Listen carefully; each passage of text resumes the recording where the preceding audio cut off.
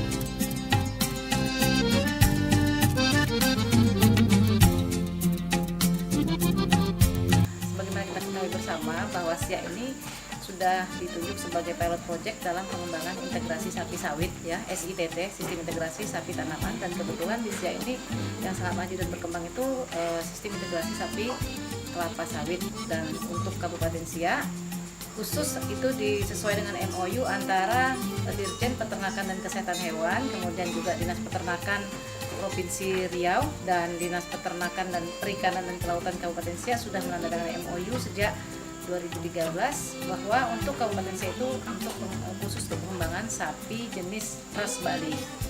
Jadi sebagaimana ibu-ibu lihat tadi bahwa dengan pengembangan integrasi sapi sawit ini kita menganut konsep perbibitan. Jadi di mana semua sapi yang hidup di Kabupaten Siak ini adalah sapi-sapi unggul dan sapi-sapi yang bagus. Artinya apa? Mulai dari asal usulnya, dari jenis kelamin, asal usul, ini bapak siapa, induknya mana, kawin tanggal berapa, semua sudah terekod, sudah tercatat secara baik. Jadi ciri dari perbibitan itu ditandai adanya sistem recording atau pencatatan yang baik dan adanya sistem pewarisan keturunan. Seperti yang Ibu lihat tadi adalah ini mungkin di belakang kita ini ada kartu identitas ternak.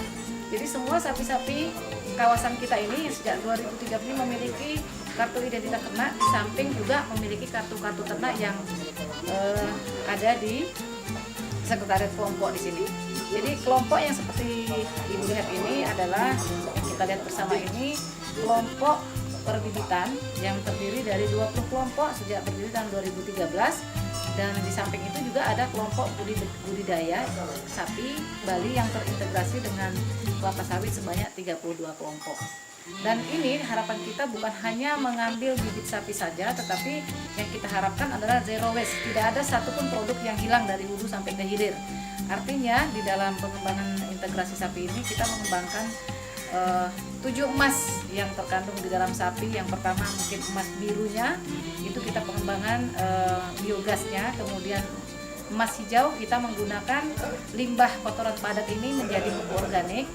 Dan emas kuning kita memanfaatkan urin sapi menjadi pupuk organik juga yang kita manfaatkan untuk pupuk-pupuk, karena terintegrasi dengan sawit, pupuk-pupuk kelapa sawit, sehingga ini menambah kesuburan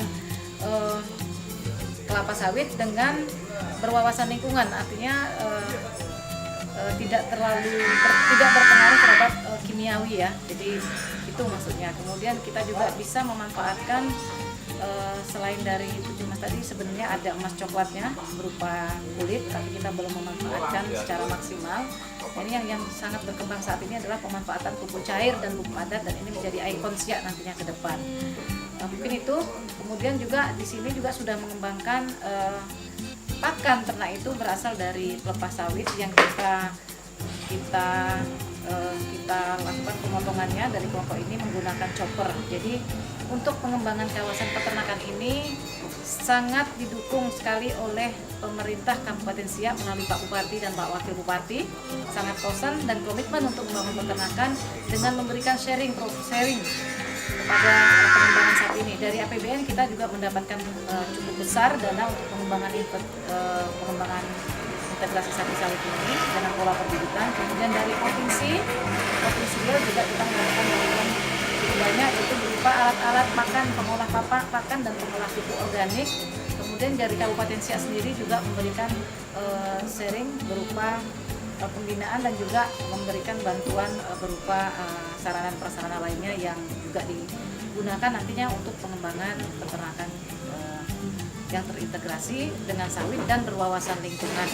Dan kami juga dalam pembinaan kelompok ini setiap bulan sekali kami melakukan pengukuran terhadap tinggi sapi, kemudian lingkar dada sapi, kemudian melakukan penimbangan terhadap berat badan sapi yang digunakan, yang dimaksudkan untuk mengetahui berapa perkembangan berat badan sapi, yang nanti semua sapi yang ada di kita ini sesuai dengan standar nasional Indonesia. Dan sapi-sapi yang kita pelihara ini adalah sapi yang memiliki SKLB, surat keterangan layak bibit.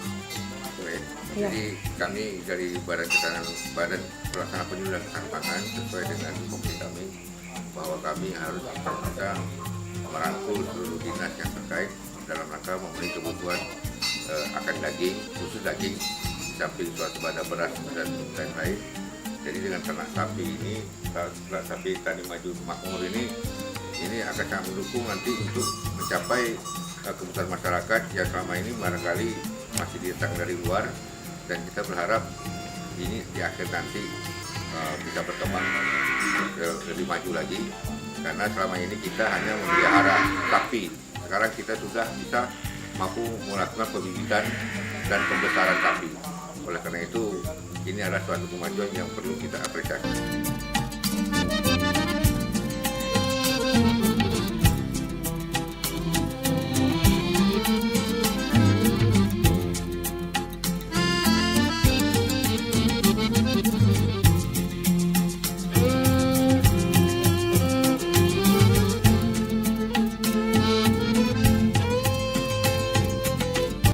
Menggunakan chopper.